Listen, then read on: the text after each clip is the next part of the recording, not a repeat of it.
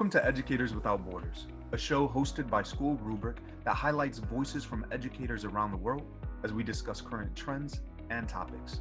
Today, we're going to be talking about diversity, equity, and inclusion in schools worldwide. I'm your host, Charles Williams. I'm a current school principal in Chicago, Illinois, the host of the Counter Narrative podcast, and the founder of CW Consulting. With me today, I have three amazing panelists. The first is Lee Hall, the head of secondary at the GEMS International School in Dubai. We have Cynthia Roberson, an IB language acquisition teacher at the International School of Tianjin. She's also a doctoral candidate in educational policy, organization, and leadership at the University of Illinois at Urbana-Champaign. Last but not least, we have Dr. Erin Robinson, a middle school principal at the United World College of Southeast Asia. She's also a PhD in educational leadership with a doctoral dissertation in cultural competency and student engagement. As we're talking about diversity, equity, and inclusion, it is important to know that there are three findings that have really stood out to us.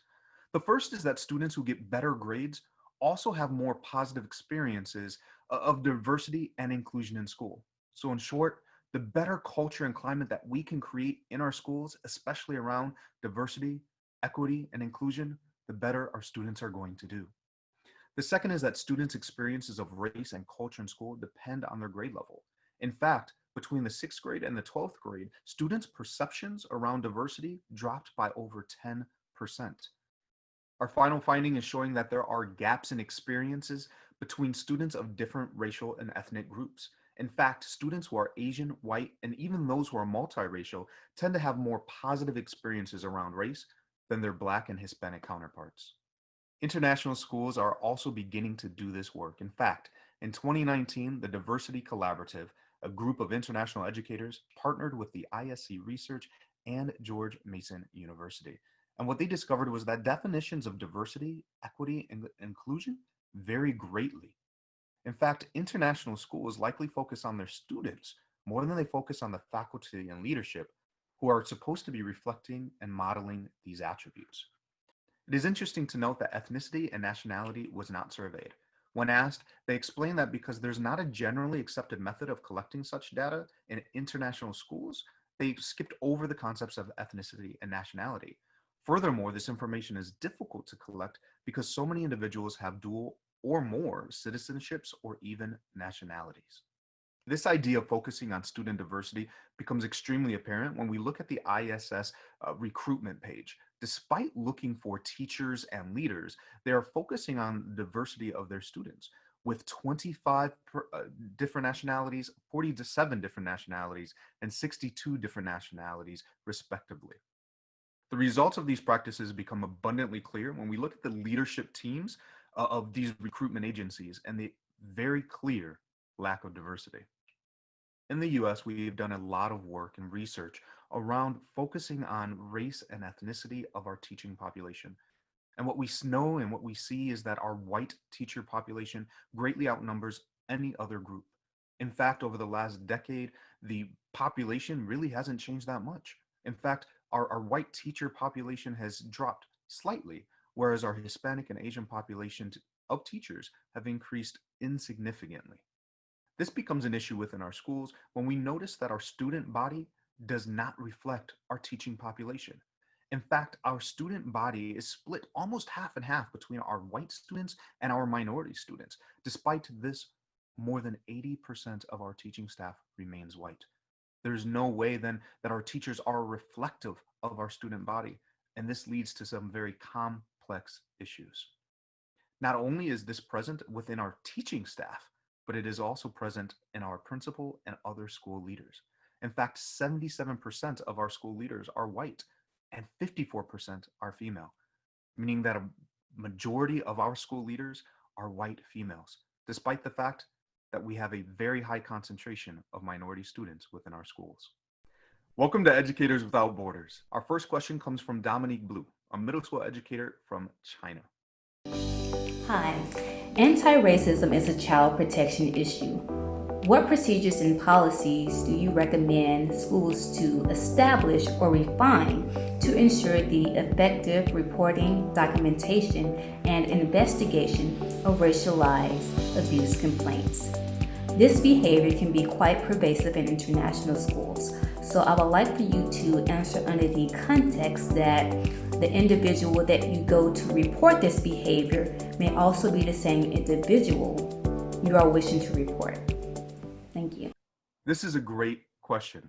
In our role as trying to make sure that our students are protected, if the proper procedures aren't in place, we could actually be doing more harm than good. Erin, as a leader in your school, how would you answer this question?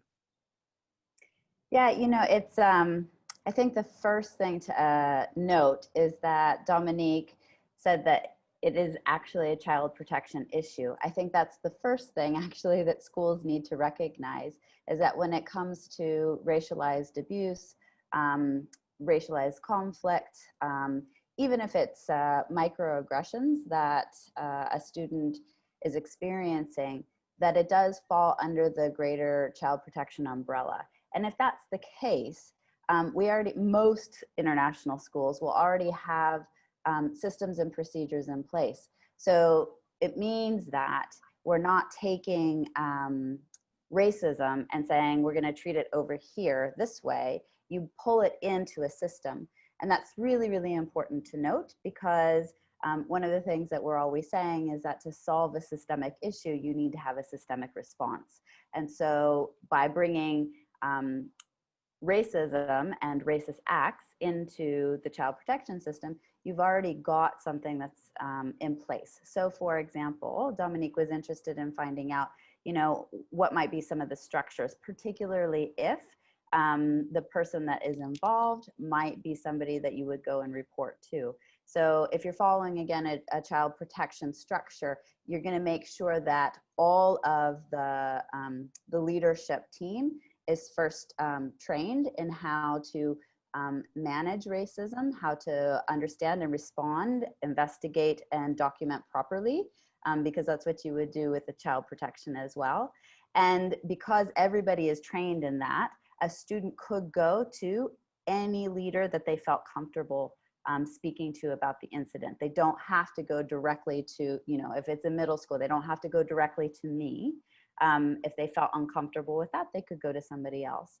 And when you've got a system like this, it goes right up the chain all the way to the head of school, because most international schools are going to have a structure like that, where there's a head of school or kind of a superintendent type of role. And in that case, if it involves that person, then there should be a direct link to the board. In addition to that, if the school has a child protection officer or a DEI lead, that person can also play a role, because they would be overseeing all of the processes. In terms of the documentation, it would follow just along the same lines as child protection, where it's quite a strict protocol to document, make sure that people are aware of what the incident is, the investigation. There's a lot of software programs actually that schools can look into that can help with that, help with the management of that, because you always have to sort of think down the line, what documentation can we go back to? And if, again, it's falling within a child protection umbrella, then you also pull in the counseling support, the social emotional support that student is going to need as well, because it's not just investigating that incident, it's making sure that that child is cared for. So I really like how Dominique was framing it within that child protection umbrella, because we do have well-documented structures and systems in place to be able to manage it. Of course, if you're talking about staff members, it's slightly different, because you need to bring in HR, and there need to be quite clear processes to bring up incidents, to address grievances, to address harm, set next steps, and all of that. So it's a little bit different than when you're looking for a student. Cynthia, do you have a perspective on this question, maybe from the role of a teacher? Well, the only thing that I would like to add, I think Erin answered it beautifully, but I would like to add that racial conflict or racialized conflict or trauma within the school building has to actually be recognized as a child protection issue.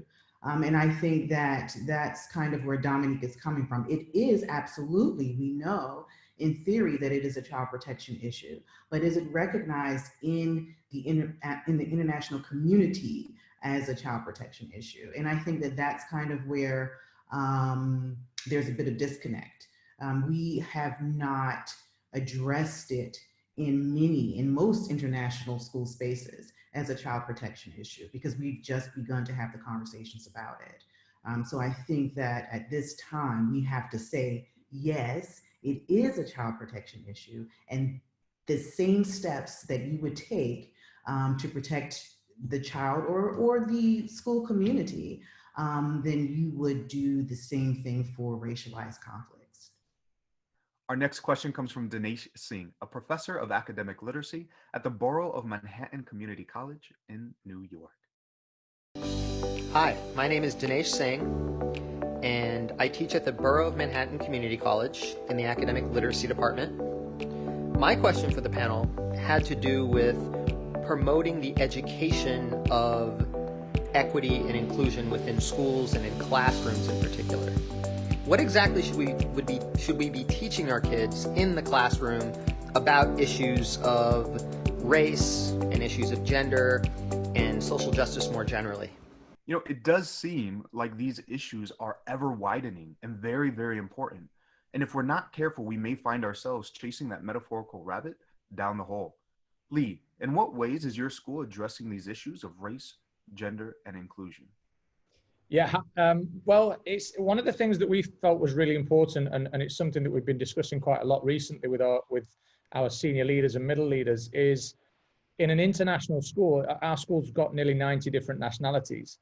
And that doesn't automatically mean that there aren't racial tensions and there aren't things that are going to happen between students. So one of the things that we've been talking about is how we help students to, first of all, understand their own identity. Many of our students carry 3 or 4 different nationalities because they've traveled around the world and they kind of connect with a number of different places that they're from.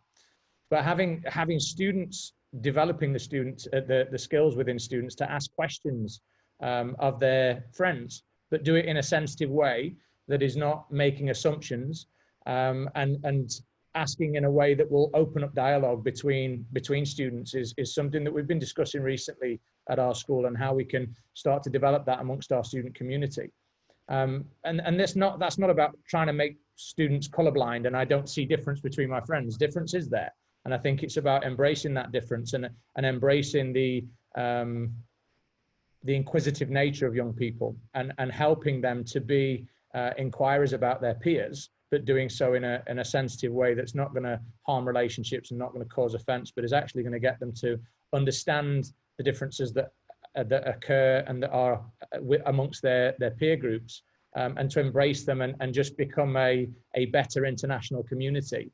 And that will hopefully help to get rid of some of the ignorances that may surround certain cultures, certain nationalities, or the assumptions that might be made about certain cultures or certain nationalities.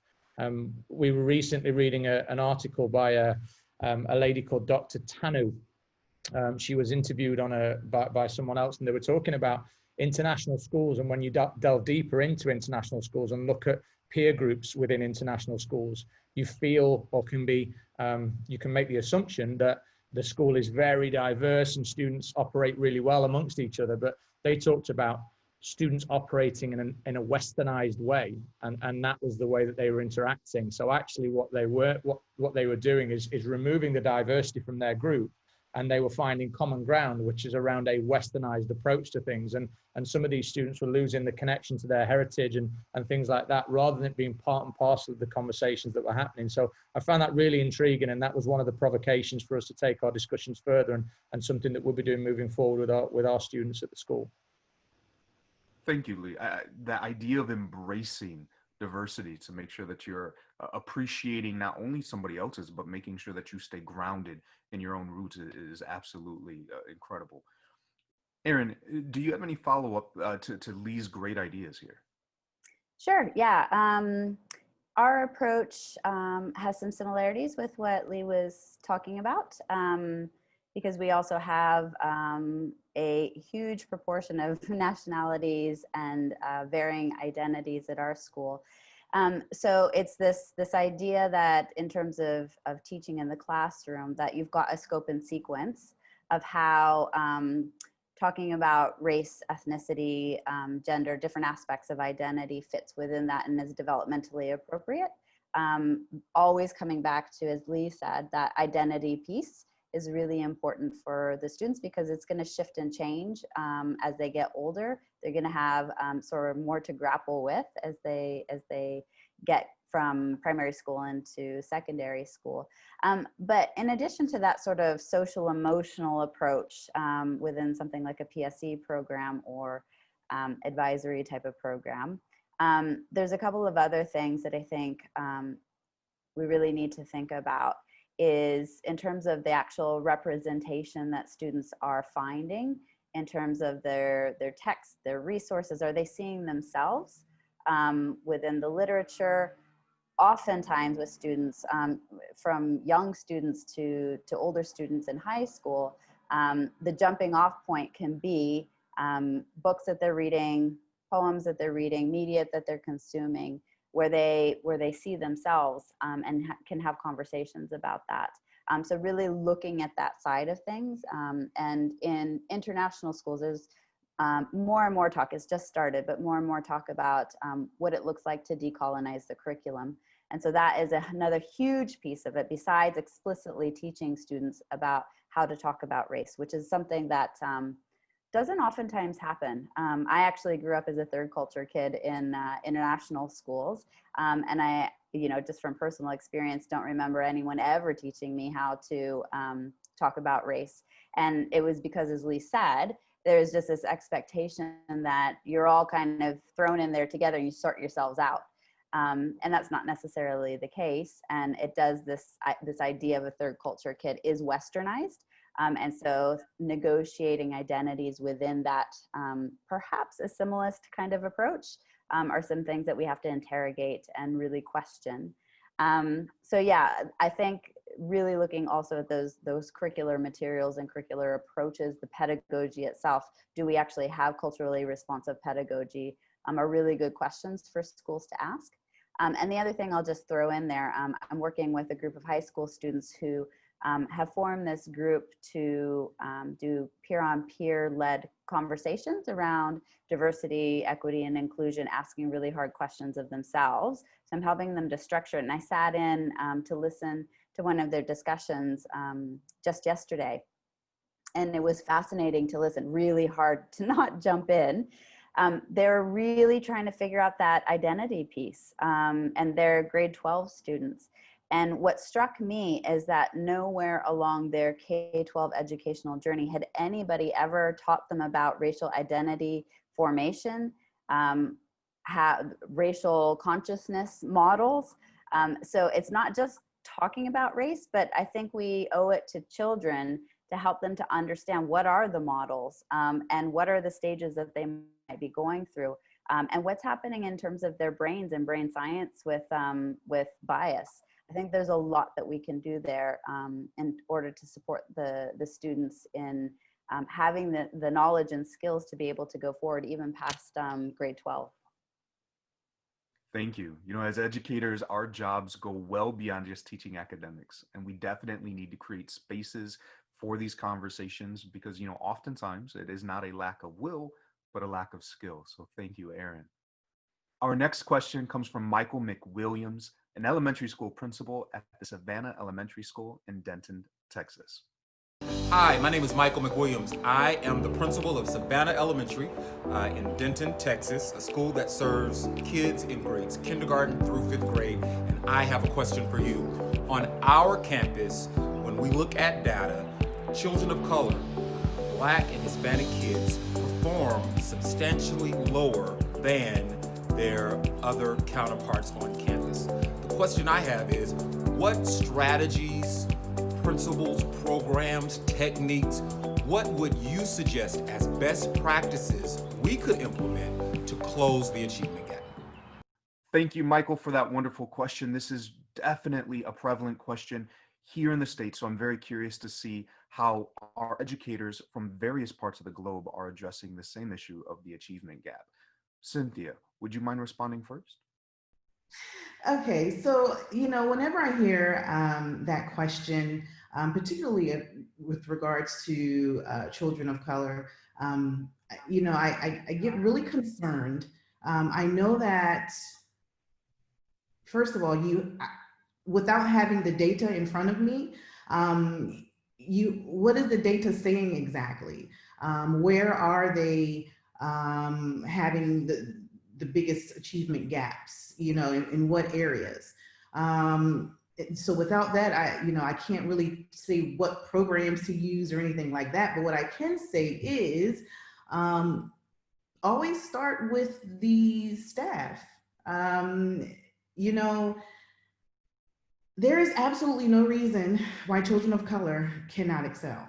None. There is outside of some type of intellectual deficiency, there is no reason why children of color can't excel. If there is something going on at the school where the children of color specifically, are not achieving high scores or adequate scores, then you have to go back to the data and you have to have some courageous conversations with your staffing. James Baldwin says that, you can't teach children you don't love. And Rita Pearson, another, may she rest in peace, another amazing educator, said that kids can't learn from teachers they don't like. So, you have those two things, or those two issues there that could potentially be a challenge with children of color specifically learning in an educational environment. So if, again, have courageous conversations with the staff. You have to interrogate the practices. You have to interrogate the classroom environment. What's happening inside of the classrooms? Do the children feel liked? Do they have voice? Do they have agency? If you can't answer those questions in a positive way, then again, it's a staffing issue. What are the demographics of your staff? What are the demographics of your student body? What is the percentage of students that aren't achieving? It can't be all of them, obviously. So what exactly is a percentage in relation to the percentage of the non-minority students? And so I just think you really just have to kind of go back to considering that, you have to have some courageous conversations with your staff. Also, maybe some book studies. Goldie Muhammad's Cultivating Genius is a great place to start. Zarita Hammond's Culturally Relevant Pedagogy and the Brain, a great place to start. And, if there are some serious issues with the staff, then maybe Stand from the Beginning, or How to Be an Anti-Racist. There again, I just need a little bit more information, but those are great places to start in terms of figuring out why the students aren't achieving.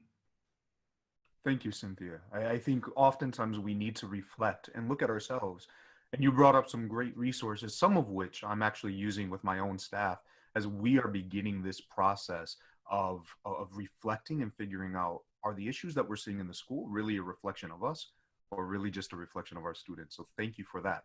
Lee, I know that you have a diverse student body at your school. Could you share with us if you're experiencing any issues with the achievement gap and maybe how you're addressing those issues?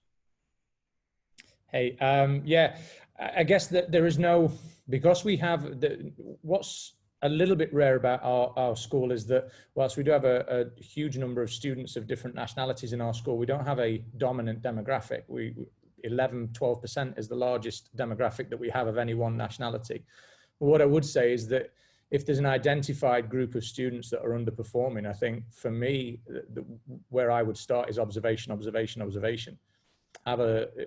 Who are the students in what, like Cynthia said, in what area are they underachieving, and then get into those classrooms, have a look at what's happening pedagogically and what sort of routines have been developed within those classrooms, speak to the students, potentially find out how they feel about school. There are some kind of diagnostic tools that you can put out there that help students or help staff to gather information on self-esteem, self-worth, things like that. Is it a pedagogical fault? Are these students offering to engage in class but then being overlooked? Or are they not offering to engage in class because do they have a fear of failure? Do they have a fear of putting themselves out there and then being knocked back down? And I think that would be where I start. One of the things that we've found in our school is that we do have a certain demographic of students that are joining us from a different type of school. And when they come in, the learning habits aren't there. And they find it very hard to assimilate with the expectations that are placed on them. And when we found that this was an issue, I started to meet with parents, and parents told me what it was. They said that they've joined your school. We've come to your school because there's rigor, because there are expectations for students, but you need to give our children time. They need to adapt to these new expectations, and they're going to need some scaffolding to get there.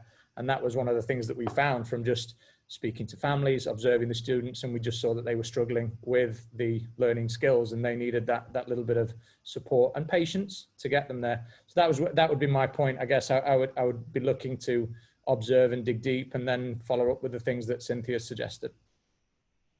Thank you, Lee. Our next question comes from Rafael Angel, an IB Middle Years Program Coordinator from Dubai. Greetings, everyone. My name is Rafael Angel, and I have this question for the panelists. What systems are important to put in place to hold leaders accountable to inclusion and diversity measures? Thank you. So we often talk about that we measure what matters. And as school leaders, we know when an initiative is important because that is the one that most attention is paid to. So Erin, I have a question for you. In what ways can we make sure that school leaders are being held accountable? Yep, thank you for that. And to Rafael for asking the question as well. So in order to move things forward, we obviously have to have accountability with the leadership team.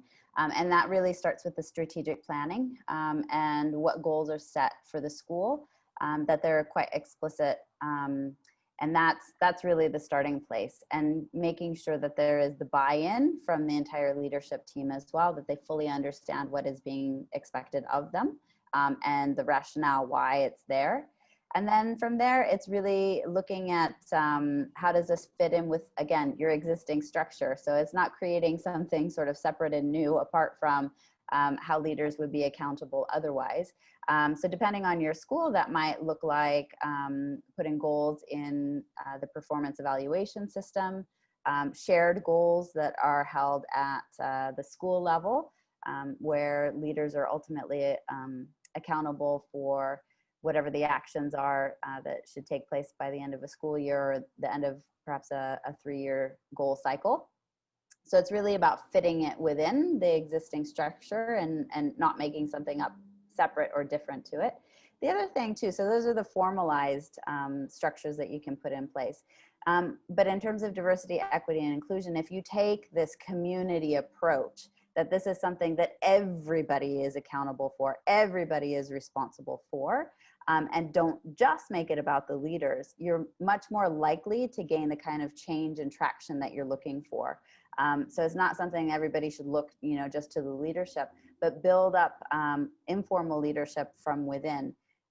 Really looking at how are you developing teams around DEI work and seeing what kind of accountability they might take on as well, so that it is really distributed across the entire school community, because it's highly likely that there are lots of people that want to get involved, students, staff, and parents as well.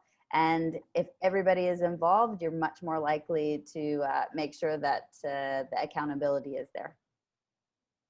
Thank you, Erin. And that is a great point, the idea of building this team around it. And so, Cynthia, I want to follow up with you on this one. As an instructor in a school, in what ways might you hold your school leaders accountable? Or, as Erin pointed out, what are some ways that you might even assume some of that responsibility and support your instructional leader? Well, I have to tell you that, one of the difficulties or challenges of holding school leaders accountable in international spaces is that there really is there is no guaranteed accountability. Every school is almost like an island, and they can each operate so differently. I know that my school in particular, I can go to either of my leaders and I can have a conversation about something that I find challenging. However, that does not guarantee that anything is necessarily going to happen as a result of that conversation. And I think that is the challenge in international school spaces. So,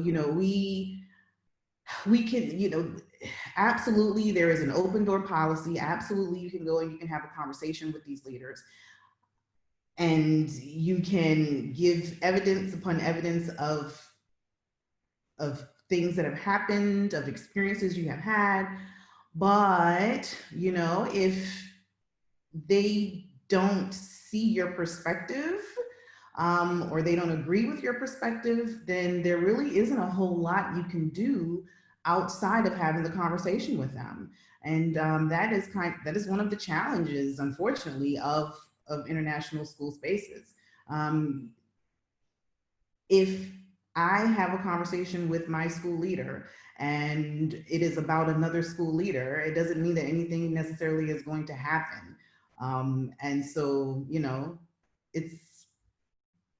it's great on paper, like the policies, they look really good, but in practice, and that's kind of, again, a challenge with international schools. It's promise versus practice. They say some really beautiful things. They have these great mission statements and they have these great philosophies, but unfortunately, we don't necessarily see those philosophies put into practice. Cynthia, thank you for your responses. Erin, do you have anything else to add to this question? Yeah, when I was listening to Cynthia, I was thinking that there are two other areas in terms of leadership accountability that international schools specifically need to take into consideration. The first is the involvement of the school board. So if you really are trying to drive for change in DEI, you need to make sure that the school board is fully supportive, that they are on board, they're aware, and they ultimately are the ones that can keep leadership accountable. And that's just because of the private school structure that we have. The other thing maybe to keep in mind that we're looking for in international schools, is not quite there yet, but we are hoping that the accrediting bodies are going to take DEI on board and pull diversity, equity, and inclusion measures into the standards that they hold for international schools when we go through accreditation processes. And again, ultimately, that will help to keep international schools accountable and therefore the leadership. We don't have that yet, which is why there can be frustrations like what Cynthia was mentioning, because there's nobody that's sort of overseeing. We're not in one country. Like international schools are in different countries all over the world. We don't have a governing body necessarily. So they can really be unto themselves. And really the only structure to keep international schools accountable is through accreditation. Thank you, Erin. As we mentioned earlier, this is work that we know is important, work that is being done. And so we're not there yet, but it is great to hear that there are things happening that are moving us closer and closer and closer to the point that we want to be with diversity, inclusion, and equity. Our next question comes from Ryan Sagar, the coordinator of distance learning at the Knight Center at the University of Texas in Austin, Texas. Hello everybody, this is Ryan Sagar in the ATX, otherwise known as Austin at the University of Texas. For a lot of years I was an international teacher, and one of the things that I loved about being an international teacher were all the nationalities represented by the student population. Unfortunately, this isn't what I saw with the leadership, the faculty, and the staff. Do you agree that there's a lack of diversity with the staff, leadership, and faculty? And if so, what do you think should be done about it? Thanks. Looking forward to your answer. That is a great question. Now, I know that there are proponents on both sides of this. Some that believe that teaching staff and the faculty at a school should be diverse regardless of the student body, while others argue that it should be reflective. Lee, what have you seen in this area, and what are some of your thoughts? I think we've done a really good job over recent years of diversifying our teaching staff. I think we do still have some work to do with regards to diversifying the leadership of the school, but it is something that is kind of on our radar and on our minds. And I think that's a great place to start, having it as part of your thought process, particularly when you're in the process of recruitment and hiring new staff. I do shudder sometimes when I see on certain school websites that 75% of our staff are British or 80% are from the US. And I just kind of think, well, is that really what you want to be promoting in an international school? What we try to do as a school when we're recruiting is we don't recruit from one particular place. We try to trawl the world and find the best teachers that we possibly can, regardless of nationality, race, religion, gender.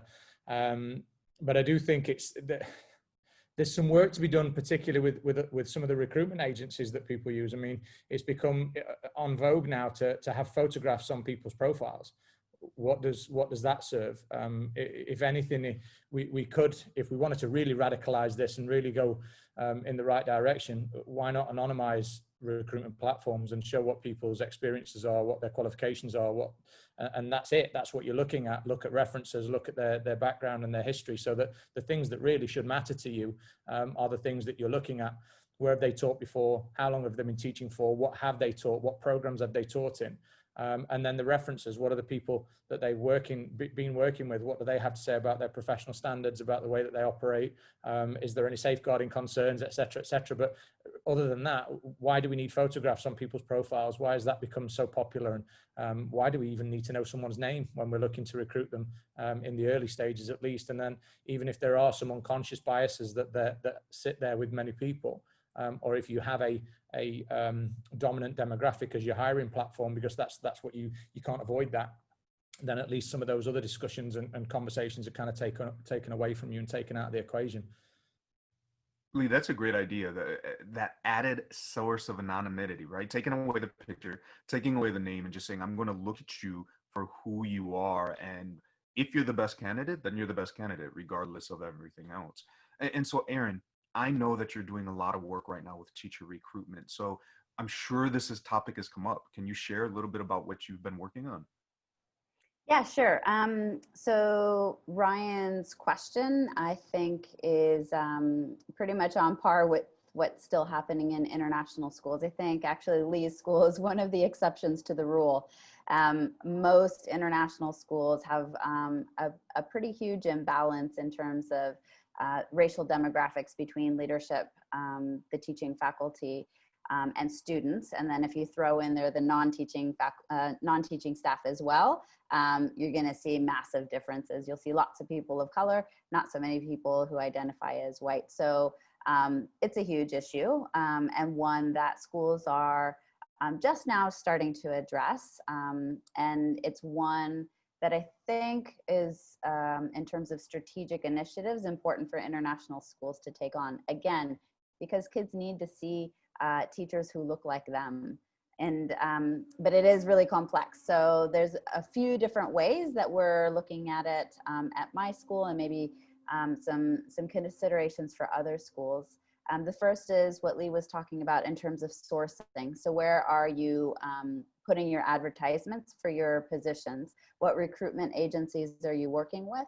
Are you looking outside of the recruitment agencies as well? Because those recruitment agencies are just now trying to sort themselves out in terms of what it means to be an anti-racist organization. So you might have to look a little bit outside of the box.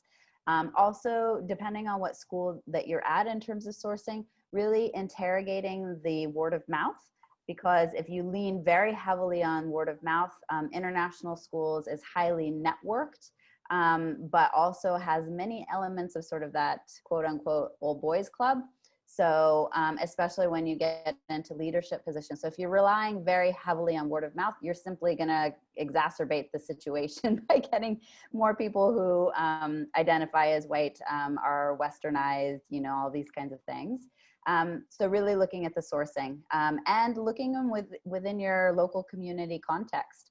Are there universities that you could develop a relationship with who have teacher education programs? Are there other creative ways that you can look at bringing diverse talent into the school, making sure that they even know that you're looking for it? The other bit with the sourcing side of things is you need to make sure that your school looks like a safe place for somebody who identifies as BIPOC, because if you don't look like you're safe, if you go on the website and you really see mostly white teachers, or they are saying, like Lee said, oh, we're so proud, we're, you know, 75% British and this type of thing, that's not going to look like somewhere that a person who identifies as BIPOC is going to want to go. So really looking at the sourcing, then really looking at the actual application process itself for the candidate, with the view of you looking for diverse candidates. So are you unintentionally telling them we actually don't want you here through the kinds of questions that you're asking, the way that you're asking the questions, the word choices that you use? And as Lee said, this is where you can really put in some of that blind application review process and make it apparent to the candidate. So for example, one of the things that we've recently put into place is we have a number of demographic questions that we haven't asked before in terms of race, gender identity, sexual orientation. And these are all optional questions for candidates. They don't have to answer it. We make it quite clear that it won't influence their application in terms of, you know, viability, but that we're asking these questions because we need the data, kind of to the point that was raised earlier. We need the data to actually look at what is happening with people with different identities at different stages of our process, so we can find out, even in an aggregated way, where are we falling down and how can we address that. So we've got that. And then within that, what we say to candidates is your application is, in the initial application review, going to be a blind process. So the people that are reviewing applications do not see anything except the application number and whether they have a teaching qualification. And actually we had to keep the numbers of years of experience, simply because we get upwards of like 300 applications for a single position for primary school. So we needed some sort of sorting mechanism, but that's in place. And then the hiring managers or people on the hiring panels are able to see some of the demographic data later on in the process when we get more into the final interview process. So there's kind of the application side. And then the third thing is really looking at who is doing the recruiting. Have they had unconscious bias training? Have they had training around anti-bias recruitment and what that looks like? So that they know there are many different kinds of biases that play into recruitment that they need to be aware of. Do they know about conformity bias? Do they know about the horn effect and the halo effect and all of these different aspects of bias that play into recruitment that they're not even normally aware of? And then once they are aware, what are they going to do about it? How are they going to ask the questions? Is there a standardized set of questions? The other thing too that you really need to make sure you have in place is criteria for what you're looking for in terms of the candidate. Again, because if you don't have those criteria, kind of like a rubric, you're very, very likely to let the bias kind of sneak in. And then the last little bit is, if you are really looking in terms of race specifically and ethnicity, looking to diversify your teaching faculty, do you have somebody who identifies as BIPOC involved in the actual interview process itself? Because if it's an all-white leadership team who is then doing the interviewing, you're not going to have the perspective of somebody who identifies as BIPOC. So those are some of the things that we are working on at the moment that other schools might, if you're not doing it already, might consider. Erin, I wanted to zone in on one of the points that you made there about the quotas of staff that we should be looking at from the local context. One of the things that I think some international schools may face is that certain key demographics in certain countries are predominantly hired in the support systems of the country. So here in the UAE, you'll find a lot of Thai nationals, Filipino nationals, Asian nationals that are working in more of the labor-based roles within communities. How do we overcome the potential conscious or unconscious bias that some of our community members may feel if we're looking to hire teachers from those demographics because they are the right person to bring into your school? They're great teachers. You see potential in them being able to add to your community, but when you bring them into the school, you potentially know that there could be some bias within the community from, be it students or families. Lee, that is a great question. And so, Erin, I know that you just responded. So do you have anything to follow up with Lee's question here? Yeah, actually, that's a really good question that I think probably most international schools are dealing with. And when I was first starting to talk and mention sort of the complexity of this, that is a huge component of it. And I think what it speaks to is the systemic nature of racism in international schools, and this sort of this belief within parent communities across the world that in order for their child to have future success, they need to be westernized. And so that is a huge issue, and it's sort of the definition of a systemic racist issue. And so when you're looking at DEI strategically within your school, again, going back to the board, making sure that the board is fully aware of what's happening and well-versed, because they're also going to be members in the community as well who can be advocates. And then really thinking about how is DEI reaching into the parent community. One thing that we've done is a couple of years ago, we started a survey around DEI that went to staff, teaching and non-teaching staff, students, and also parents, and asked some questions around that as well, just so that we could have a really good idea of what we were going to be dealing with.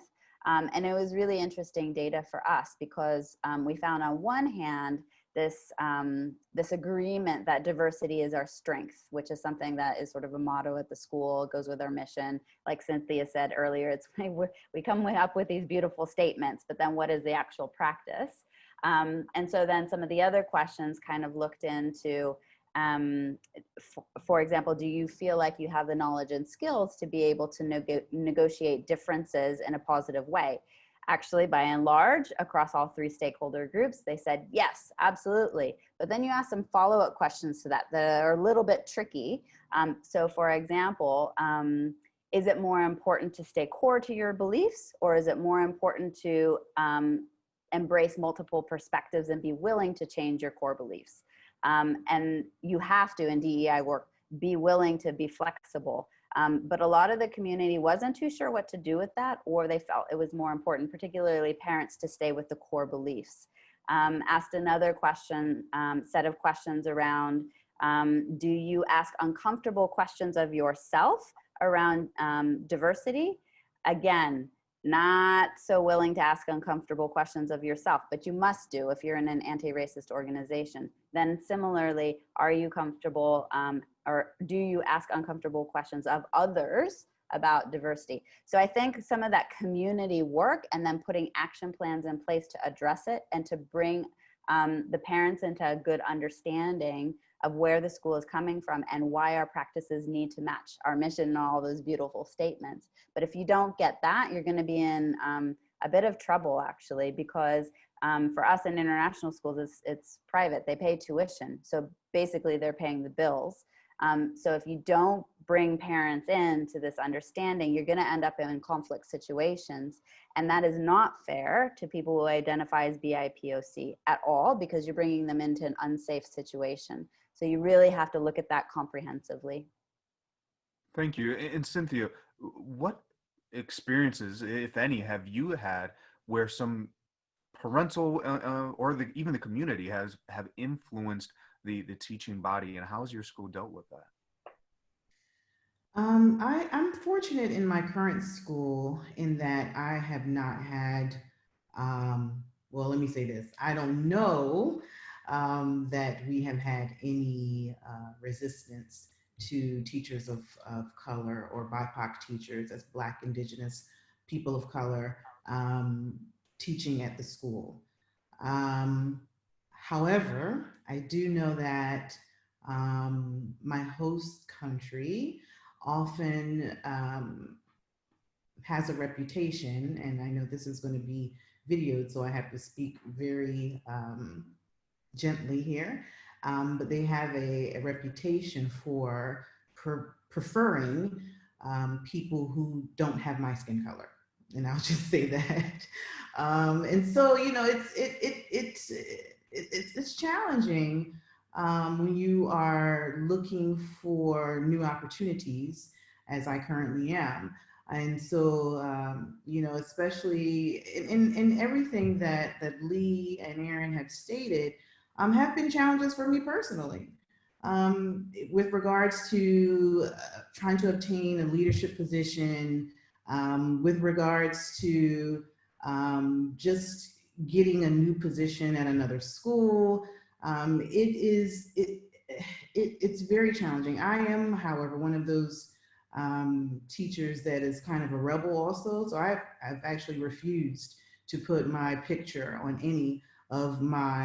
um, any of my materials. So no pictures on the website, no pictures on my resume. Uh, no, absolutely not. That's just one thing I'm not going to do. You're going to look at all of my experience and my education, and you are going to base your decision of whether or not you'll invite me to an interview on that. And so, you know, it works most of the time, but you know, I'm sure there are a lot of people who just bypass it because I don't have a picture. I do know that ISS, I think, I don't think Search, but I know ISS has decided to forego the whole requirement of the picture. And so that is great for those of us who have, you know, some challenges with getting invitations to interview at international schools. But you know, there's a lot of work to be done. Many schools are doing it. Just as long as we continue to have leaders like Erin and leaders like Lee, who interrogate the systems and who are willing to do the work required to make changes in the systems, you know, hopefully we will see the tide turn in international school spaces. You know, but as I stated before, I'm a rebel. So I'm one of those people where I'm like, you know, if parents have an issue with teachers because of their skin color, then perhaps they shouldn't be a part of the school community. I think at some point, if we really and truly want to see changes with these systems, if we want to create and maintain anti-racist systems, then we have to stop letting the people who perpetuate these systems have the bigger say. And I know, like, I understand the risks associated with that kind of a stance, but I just, you know, as someone who is deeply affected by these systems, I think that, you know, we can't really wait much longer for people to be ready to be anti-racist. I think that, you know, we've been kind of fighting for this for a very long time. We've been fighting for diversity and equity and inclusion in these spaces for a very long time. How much longer do we need to fight? I used to have experiences where I would do these phone interviews. This is well right before the internet and all of these things. And I remember showing up for the actual physical, right, face-to-face interview. And oftentimes I said, "Hi, I'm here. I'm Charles Williams." "Oh, you're Charles?" Like, surprise, right?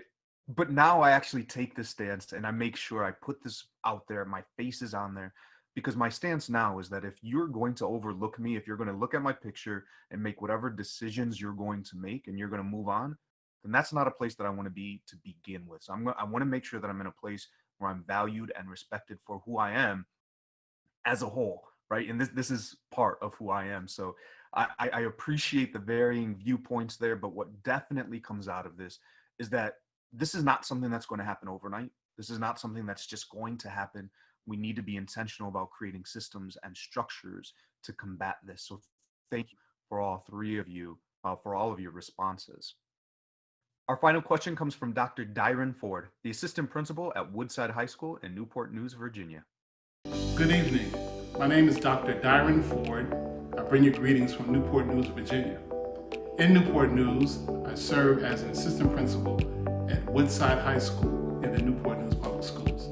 My question for the panel is this: what structures do schools need to have in place to ensure that students of color have equal access to the most rigorous courses offered? I look forward to hearing your expertise. So I know that we've already talked about the achievement gap, but one of the pushbacks against the achievement gap, something that I believe in, is that it's actually more about an opportunity gap. Making sure that all of our students have equal opportunity will hopefully lessen that achievement gap. So Cynthia, I want to come to you first and ask, what experiences do you have, if any, around making sure that students, regardless of their background, regardless of where they're coming from, that they have equal opportunities to access some of your more rigorous courses? Well, my current school, like my fellow panelists, is an IB school. However, in the US, I was an AP teacher, AP Lang Lit, AP Lang Lit, AP Lang Comp. And so I've always believed in the College Board's philosophy, which is anyone who wants to take an AP course should be able to take an AP course. If a student is willing to do the work, then they should be given access. They should have access to the course.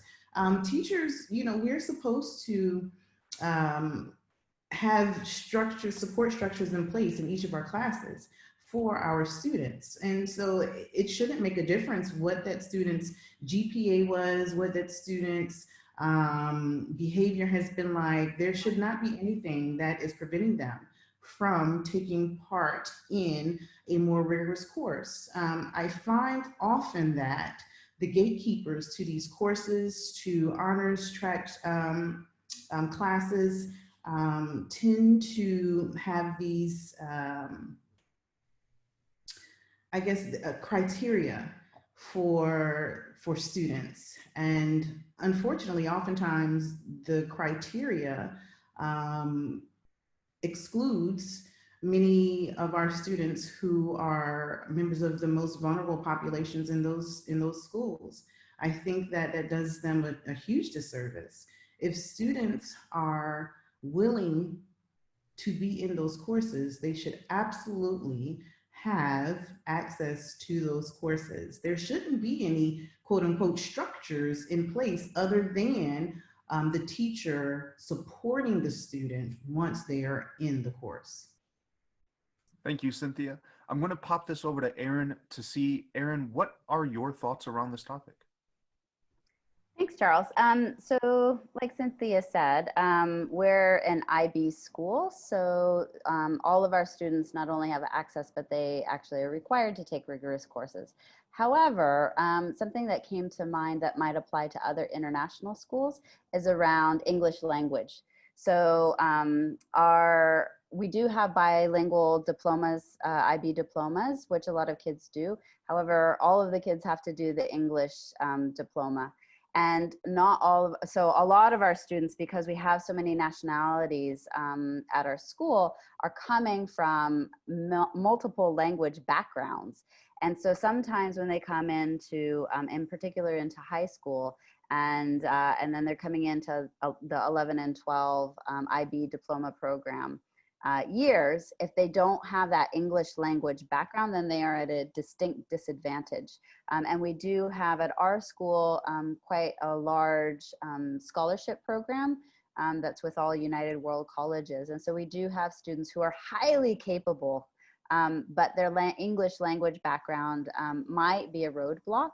And so one thing I think international schools have to think about is how are they supporting students with access through English language, and what is their approach to things like translanguaging, and making sure that students, again, connected to the identity piece, that their language background, multiple language backgrounds, are honored and respected and valued, and they can put it into play.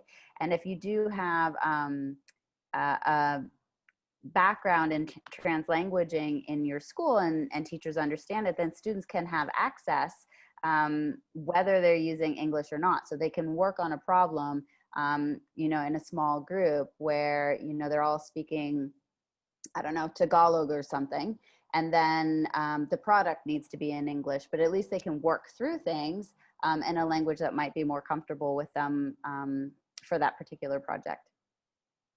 Thank you. And it's great, these concepts. You know, Cynthia pointed out the fact that if you're willing to do the work, if you're willing to do that, then it shouldn't matter what your background is. And Erin, I think you bring up a great point, because we have so many diverse students that have so many capacities and talents and capabilities that get blocked simply by their access to the language. And so offering those supports to all of our students, so that way they could be successful in those areas, would really help to address this problem.